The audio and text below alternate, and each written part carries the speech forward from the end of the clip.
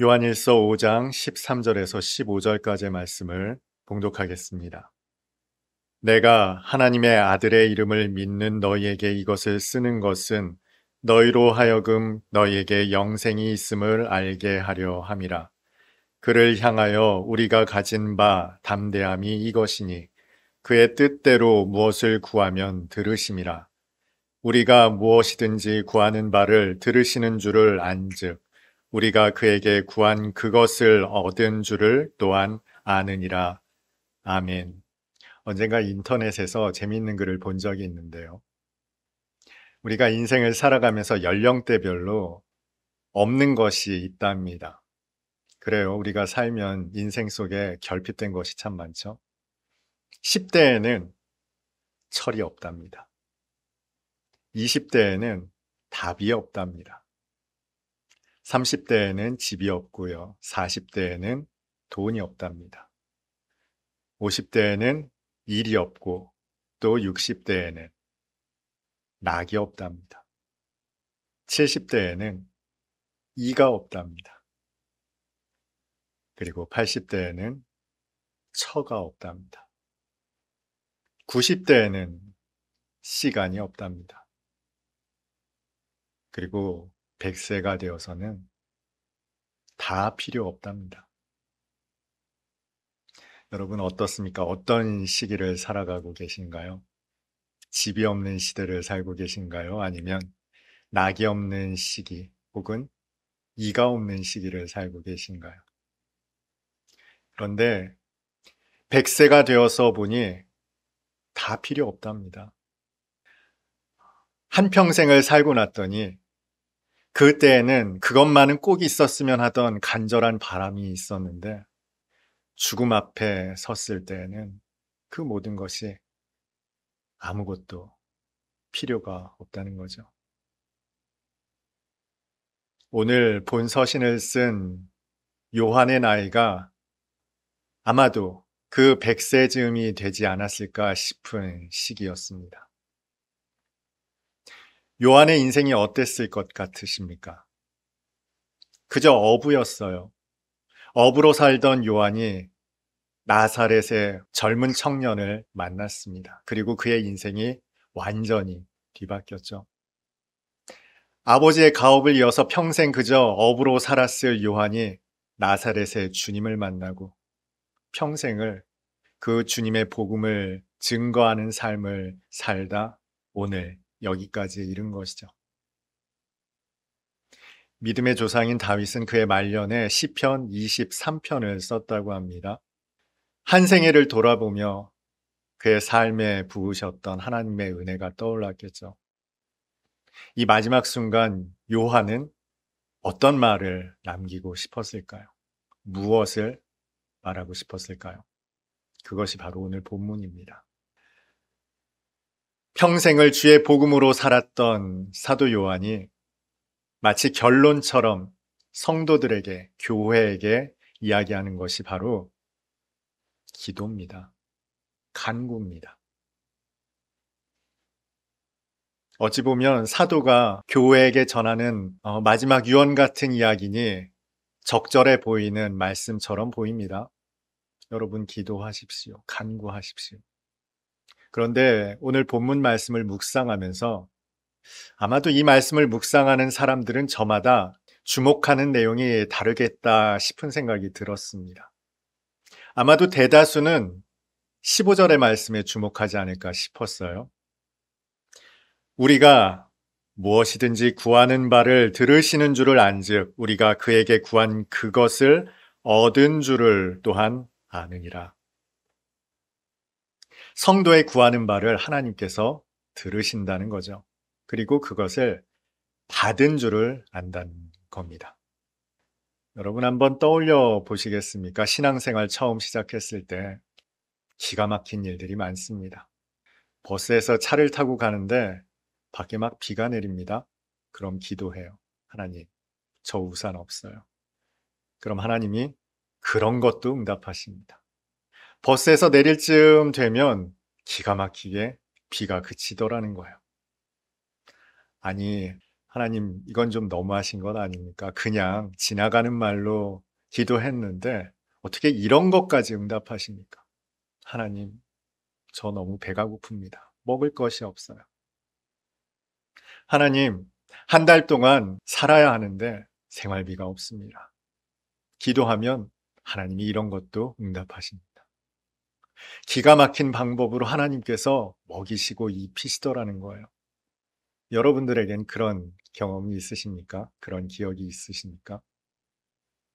이렇게 생생한 하나님과의 동행은 참 날마다 새롭습니다. 길을 걸어가면서도 주님을 부릅니다. 전봇대를 보면 마치 십자가처럼 보이더라는 거예요. 늘상 주님과 동행하는 삶을 살면서 주님을 묵상하고 또 주님으로 말미암아 기뻐합니다. 성경을 열어서 말씀을 보면 태초에 하나님이 천지를 창조하시니라, 어떻게 그 말씀이 창세 전부터 나를 위한 말씀인지, 나만을 위한 하나님의 생명 같은 말씀인지 길을 걸어가면서도 그렇게 눈물을 흘리며 감격하며 말씀을 묵상했던 때 아마 여러분들도 있으실 겁니다. 그런데 그 꿈 같은 하나님의 임재가 점점 사그라지더라는 거죠. 예전에는 버스에서 잠깐 기도만 했어도 응답하셨던 하나님인데 언제부턴가 하나님의 응답이 희귀해지기 시작했습니다. 주의 말씀을 읽어도 그 말씀이 잘 눈에 들어오질 않습니다. 이것이 어떤 말씀인가 주석서도 찾아보고 또 목사님들의 설교를 들어가며 이게 그런 말씀이구나 합니다. 기도를 해도 응답하시지 않는 것 같아 매달리고 부르짖고 기도원에도 가고 하면서 기도를 합니다. 수련회에 가서 열심히 악을 쓰며 기도해야 그제야 주님께서 응답하시더라는 거죠. 그러면 또 안도를 합니다. 하나님이 여전히 살아계시는구나. 임재하시는구나.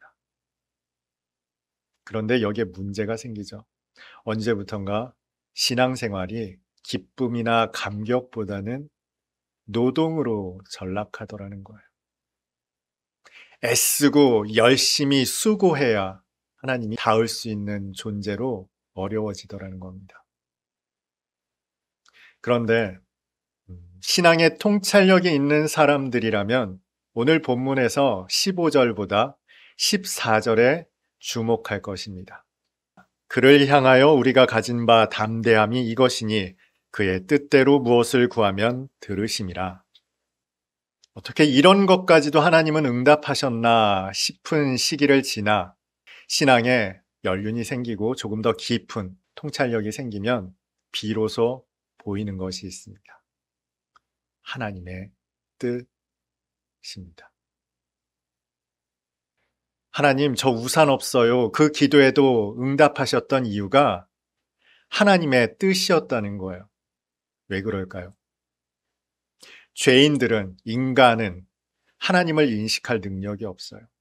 보이지 않는 하나님이 천지와 만물을 창조하셨나 인식할 방법이 없습니다.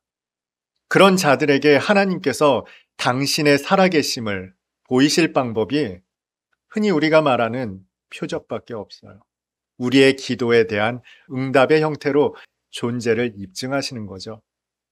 저 우산 없어요 했더니 비가 그치더라는 겁니다. 먹을 것이 없어요 했더니 하나님께서 기막힌 방법으로 쌀을 주십니다. 이스라엘에게는 만나를 주셨죠. 이 같은 방식으로 하나님은 당신을 계시하세요. 하나님께 닿을 수 없는 죄인들에게 열어서 보여주시는 거죠. 나는 살아있는 하나님이다. 그런데 이것은 언제까지나 계속될 수 없는 일입니다. 아이가 옹알이를 합니다.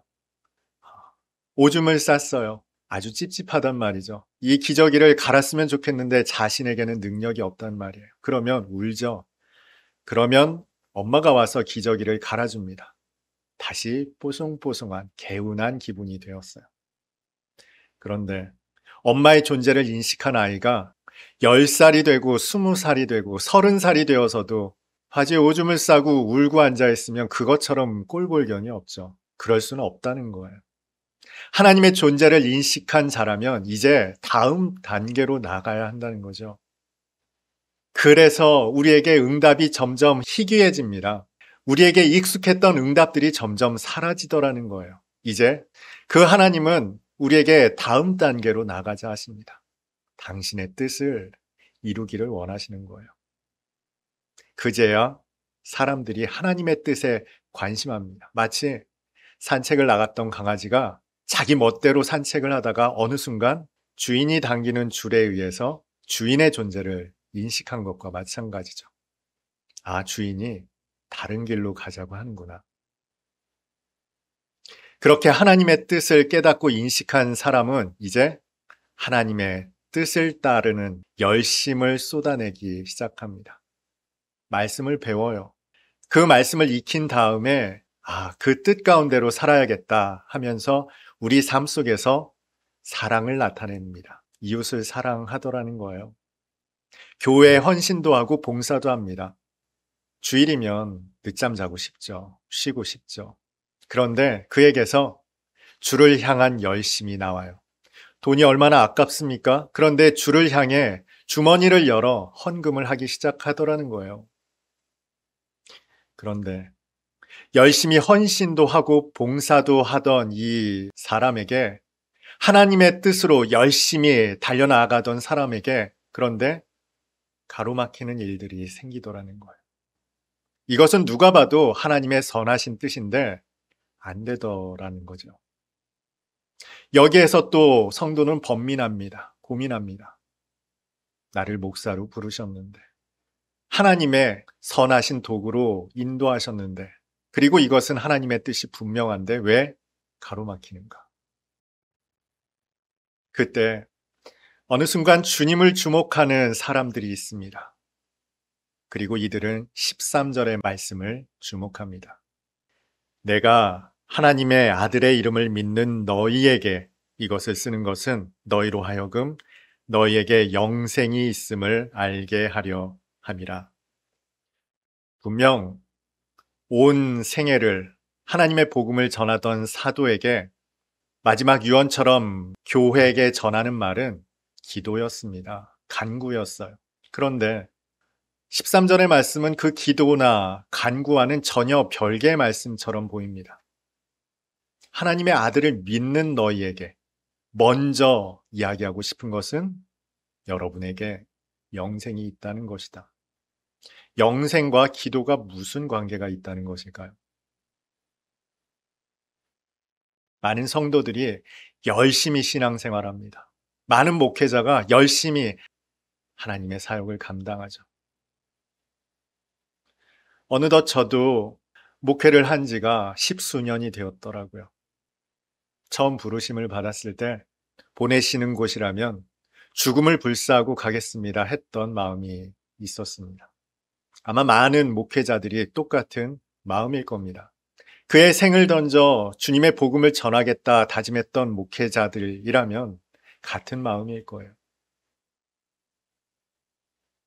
그런데 그렇게 온 생을 요즘 말로 갈아 넣어서 온통 쏟아 넣어서 목회를 했는데 돌아보니 그것이 하나님의 뜻을 가장한 내 뜻이더라는 거죠. 하나님의 뜻인 줄 알고 수신했는데 지금에 와서 돌이켜보니 내 뜻을 관철하기 위한 하나님의 뜻의 빙자였다는 것입니다. 게다가 그때 그렇게 목숨 걸었던 일들, 생명처럼 여겼던 그 모든 것들, 수련회를 준비하고 또 설교를 준비하고 했던 그 모든 것이, 그 모든 열심이 하나님의 나라와 무관한 일도 있더라는 겁니다.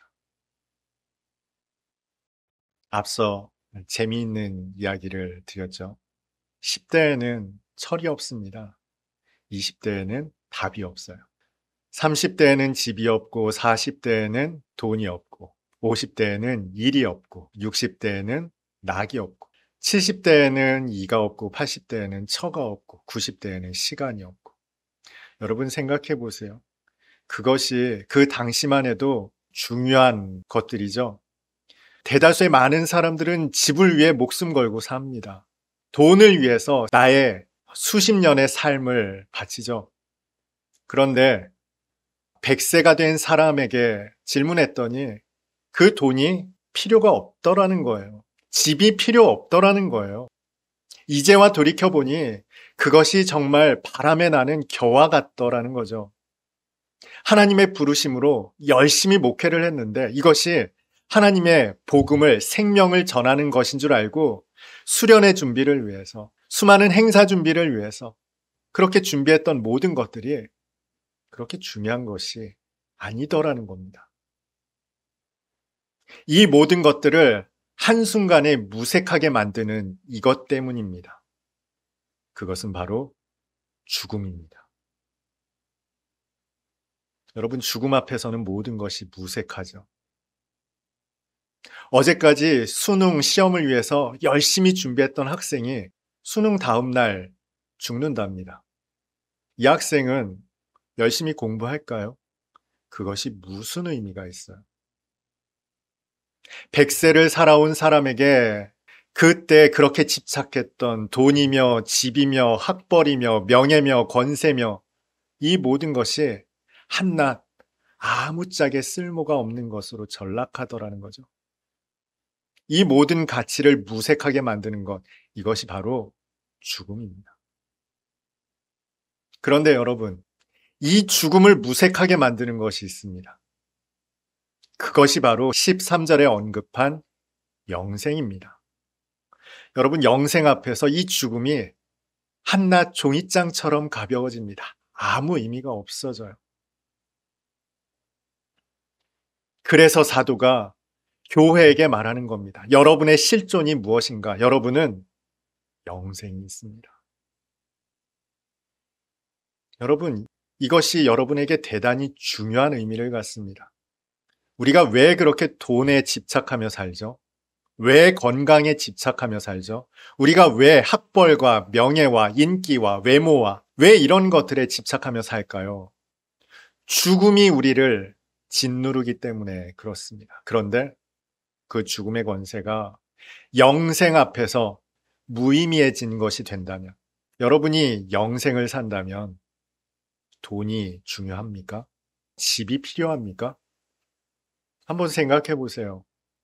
우리의 집착하는 이 모든 것들이 영생 앞에서 얼마나 하찮은 것으로 전락하는지, 얼마나 무의미한 것처럼 보이는지 쉽게 설명드리면 이런 거예요. 군대에서는 보급품이 참 중요합니다.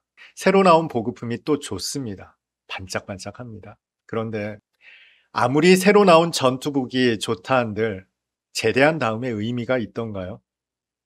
그 새로 나온 아무도 눌러보지 않은 치약, 그게 의미가 있습니까? 영생의 안목을 가진 사람에게는, 제대 이후의 삶을 주목하는 사람에게는 군대에서의 고귀한 것들이 큰 영향력을 갖지 못합니다. 하나님의 영생을 사는 여러분이라면 여러분은 무엇을 구하시겠습니까? 무엇을 간구하시겠습니까? 평생을 고민 속에 살았던 한 사람이 있습니다. 초대 교부 중에 한 사람입니다. 이 사람은 신앙이 없었어요. 오히려 마니교에 빠져서 허랑방탕한 삶을 살았던 사람입니다. 하지만 그는 대학 교수였습니다. 사람들에게 존경도 받았고 명망이 있던 사람입니다. 그것도 젊은 나이에. 그럼에도 불구하고 그는 고뇌하고 갈등했습니다. 영원한 가치에 대해서 의구심을 갖고 고통스러운 나날을 보내고 있었습니다. 그러다가 어느 날인가 주저앉아 절규하고 있었어요. 통곡하며 울고 있었습니다. 나도 믿음을 갖고 싶습니다. 그랬던 그에게 어디에선가 아이들의 동요 소리가 들려옵니다. 그 가사는 톨레 레게였어요. 들고 읽어라. 들고 읽어라 라는 이야기를 듣자 무턱대고 성경을 들고 펼쳐서 읽었습니다. 로마서 13장 13절과 14절의 말씀입니다. 낮에와 같이 단정히 행하고 방탕하거나 술 취하지 말며 음란하거나 호색하지 말며 투기하거나 시기하지 말고 오직 주 예수 그리스도로 옷 입고 정욕을 위하여 육신의 일을 도모하지 말라. 성 어거스틴이 회심할 때 일을 기록한 고백록에 나온 이야기입니다. 온 생애를 영적 가치를 갈구하며 그러나 거기에 도달하지 못하는 절망 속에서 신음하고 고뇌하고 절규하던 한 사람이 하나님을 발견하게 된 말씀이 바로 로마서 13장 13절과 14절이에요. 여기에는 고상한 이야기가 없습니다. 차원 높은, 알아듣기 어려운, 오직 선택된 소수만이 이해할 수 있는 그런 말씀이 아니었다고요. 그런데 이 말씀을 들고 읽는 순간 그의 모든 고뇌가, 그의 모든 고통과 절망이 한순간에 사그라졌어요. 마치 죽음에 절망하던 점과 같은 인생에 답을 찾지 못하던 자가 이 하나님의 단순한 말씀에서 영원을 보게 된 것이죠. 영생을 보게 된 겁니다. 그 높으신 하나님의 깊으신 뜻을 발견하게 된 거죠. 하나님의 창조와 하나님의 구원이 담고 있는 하나님의 창조의 본원적 의미를 깨닫게 된 거예요. 여러분, 이 말씀이 요한 서신에서 사도가 이야기했던 내용과 유사하지 않습니까? 사도가 무엇을 그렇게 말했나요? 하나님은 사랑이십니다. 여러분, 사랑하십시오. 그리고 계명을 지키십시오. 그 계명은 여러분에게 무거운 것이 아닙니다. 여기에서 순서가 중요합니다. 하나님을 깊이 만나고 누리고 깨달은 다음에 그 말씀 가운데로 나가는 거예요. 먼저 말씀부터 붙잡으면 또 우리에게는 노동이 시작됩니다. 술 취하지 말아야지, 방탕하지 말아야지, 낮에와 같이 단정히 행해야지. 아니요, 그것이 먼저가 아니에요. 하나님의 강권하시는 임재가 있은 다음에 이 말씀이 뜻하는 바가 우리에게 비로소 의미가 된다는 것이죠. 성도가 잊지 말아야 할 것은 바로 이것입니다. 우리에게 영생이 있어요. 이것을 즐거워하라는 뜻이 아닙니다. 우리는 영생의 삶을 사는 존재로 지음을 받았다는 거예요. 영원한 존재라고요. 이 영원한 존재가 무엇을 목적하며 살까요? 무엇을 추구하며 살까요? 무엇을 기도하며 살까요? 온 생애를 젊은 시절 만났던 나사렛 청년을 증언하는 삶으로 살았던 이 노사도가 우리에게 이야기하는 본질이 바로 이것입니다. 여러분은 영생의 존재입니다. 이제 무엇을 기도하시겠습니까? 무엇을 위해서 하시겠습니까? 요한복음 17장 3절의 말씀이죠. 영생은 유일하신 참 하나님과 예수 그리스도를 아는 것입니다. 영혼을 사는 저와 여러분 모두가 하나님을 아는 삶을 살기를 바랍니다. 여러분, 우리의 목적은 이 땅에서의 우리의 삶은 하나님을 알아가는 삶이에요. 우리의 온 생애 곳곳에 하나님은 당신을 계시하십니다. 열어 보여주세요. 그것은 발견하는 사람의 몫입니다. 마치 소풍날 보물찾기를 하면 많은 사람들이 보물이 묻혀있는 그곳을 지나치죠. 그런데 그 보물은 발견한 사람들의 몫이라는 거예요. 즐거움이라는 거예요. 발견하지 못하면 그저 아무 의미 없는 것들에 불과하죠. 영원으로 통하는 여러분의 삶 속에 하나님을 알아가는 삶을 사시기를 바랍니다. 하나님을 발견하는 삶, 그 속에서 내가 발견되는 삶, 그 영혼을 즐겁게 기쁘게 소풍처럼 잠시 살다 주님 부르실 때 기꺼이 나아가는 오늘 예배드리는 저와 여러분 다 될 수 있기를 주님의 이름으로 축복합니다.